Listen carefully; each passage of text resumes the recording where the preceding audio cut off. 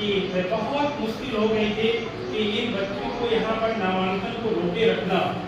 Sir ने अपने व्यक्तित्व से एक भरोसा दिलाते रहे कि बहुत जल्दी विद्यालय में भवन बन जाएगा, आप लोग कहीं न जाइए, और यहाँ के समाज के लोगों का भी विश्वास इस विद्यालय से सबने जुड़े रखा।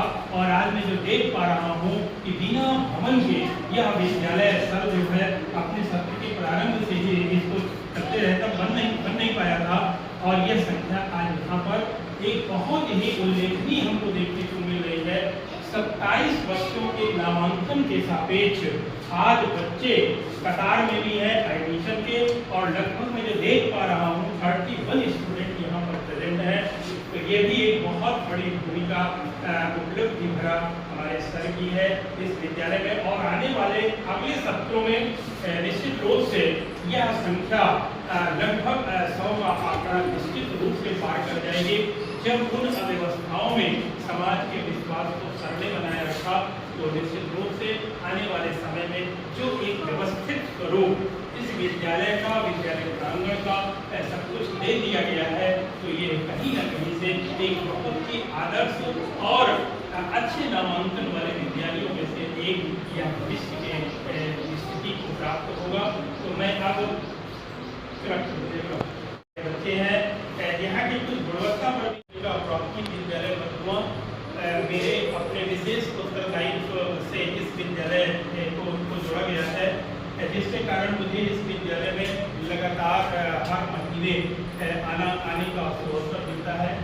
इस विद्यालय में जहाँ पर शुरुआत में बहुत सारी समस्याएं विभागीय स्तर पर हुआ करती थी, आज वही विद्यालय इतना सुसज्जित रूप में व्यवस्थित तरीके से बच्चों के भविष्य निर्माण को दिशा देने के लिए तत्पर हो गया है कि जिसको देखने के बाद मन बिल्कुल मुग्ध हो जा रहा है। इस विद्यालय का कुशल नेतृत्व और मार्गदर्शन प्रदान कर रहे हैं परम आदरणीय ब्रजेश सर। और ब्रजेश सर का जो अहर्निश इस विद्यालय के प्रति आत्मीय लगाव है, इन बच्चों के नौनिहालों के भविष्य निर्माण के लिए हर बिंदु पर जो हम सभी के लिए बहुत ही प्रेरणादायी और अनुकरणीय है। सर ने जब ये निर्माण कार्य जब इस विद्यालय का भवन का हो रहा था, तो उस दौरान भी जब मैं कभी भी आता रहा, तो सर हर स्थितियों में यह विद्यालय कैसे मजबूती के साथ सुसज्जित रूप में बन सके, उसी के लिए सर प्रयास करते थे।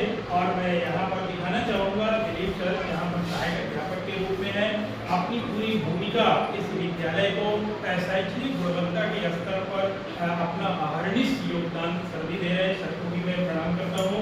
और यहाँ पर दिलीप सर अभी कैमरा लिए भी मैं कैमरे में दिखाऊंगा सर को भी, तो सर को दिखाना चाहूँगा इस विद्यालय की गुणवत्ता हर बिंदु पर इस रूप में है कि वास्तव में यदा कदा ही परिषदीय विद्यालयों में इस तरह के दृश्य देखने को मिलते हैं। यहाँ की टाइल्स, यहाँ के जो भी इलेक्ट्रिक वर्क करवाए गए हैं, दीवारों को जो पूरी तरीके से TLM किया गया है, और बाहर की भी जितना भी पूरे विद्यालय का पूरा स्ट्रक्चर ही है, जो एक सूची मानक की बनाई गई है विभाग के द्वारा विद्यालय को निर्माण के दौरान वो चीज़ें होनी चाहिए, वो उससे कई गुना अधिक। अभी मैं देख रहा था वो लिस्ट में कौन से किस स्तर की चीज़ें होनी चाहिए, और सबसे भी इस चीज़ की वार्ता कर रहा था, तो सर कह रहे थे कि सर किसी एक दिन के लिए विद्यालय नहीं बन रहा है, बल्कि पूरी एक पीढ़ी यहाँ से आगे बढ़ेगी, जो दूसरी भी पीढ़ी आएगी, तो कहीं ना कहीं सबको ये क्षेत्र समाज में लाभ मिलता रहेगा। और बच्चों का उत्साह इस विद्यालय के शिक्षण सत्रों में नए रूप में आकर के इतने उत्साहित है कि कोई भी अगर हम क्वेश्चन इनसे कर रहे हैं तो इनके तेज को इनकी बॉडी में देखा जा सकता है। तो देखिए मैं इन लोगों से पूछने जा रहा हूँ, और इनकी उमंग उत्साह देखिए। क्यों बेटा, मजा आ रहा है? मैं कुछ भी इसमें निर्देशन नहीं दिया हुआ हो, कुछ भी चीज इनसे मैं पूछ रहा हूँ, हर चीज एकदम ये बच्चे बताने के लिए तत्पर है। जो कहा गया है कि एक मूलभूत आवश्यकता होती है अवस्थापना सुविधाओं की, जब तक वो चीज़ें नहीं होती हैं विद्यालय के समग्र विकास की कल्पना झूठी साबित होती है। तो ये बच्चे भी बहुत दिनों तक बिना बिल्डिंग के ही ऐसे ही आयावरी यहाँ वहाँ टहलते हुए पढ़ते रहे हैं।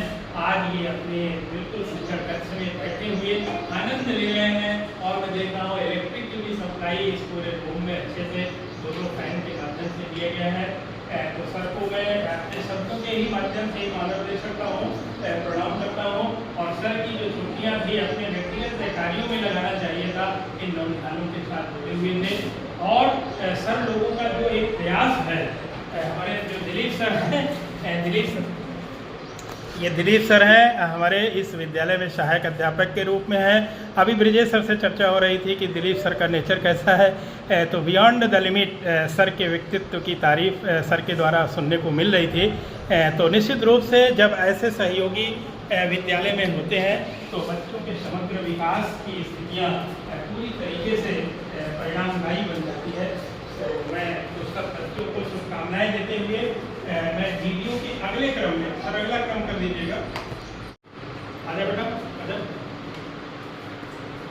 ये बच्चे जो हमारे क्लास 3 का मानक दिया गया है, निपुण बच्चे बालक होने का, वो गुणन के लिए कहा गया है कि 2 अंकों का गुणनफल हो, उसके लिए टेबल बड़ा काम आती है। तो 11 तक का यदि पहाड़ा बच्चे रटे हुए हों तो ये संक्रिया कर देने में सफल होते हैं। ये बच्चा क्या नाम है बेटा आपका? सुमित सरोज के लिए जोरदार ताली।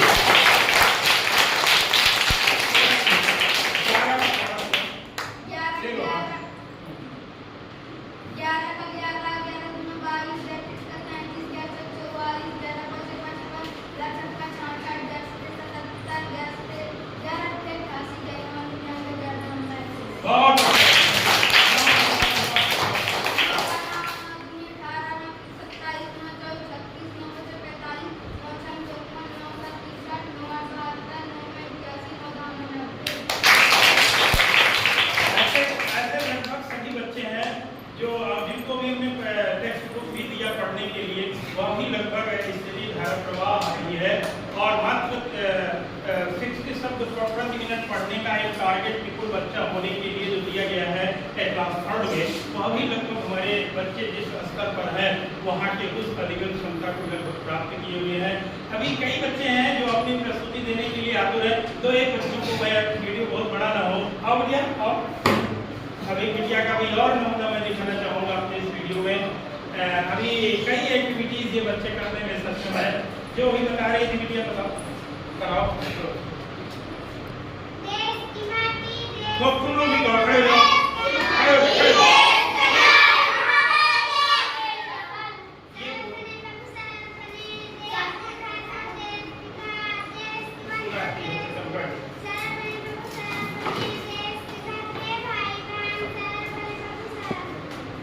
ये बिल्कुल दर्द डाले हैं। अब हम एक्टिविटीज के बाद नहीं चाहते थे, कोई बात नहीं बिटिया, इस बिटिया के लिए भी जोरदार ताली।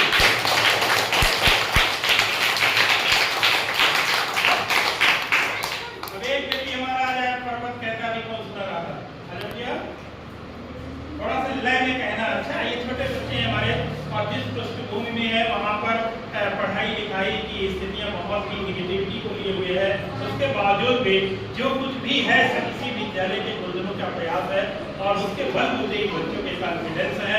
और उस स्तर पर यदि हम तुलना करें तो वास्तव में जो बदलाव शिक्षा के क्षेत्र में ये विद्यालय कर पाने में सक्षम हो रहा है वो वास्तव में बहुत ही अभिनंदनीय है। तो क्या नाम है आपका? मोहिनी के लिए भी एक जोरदार ताली।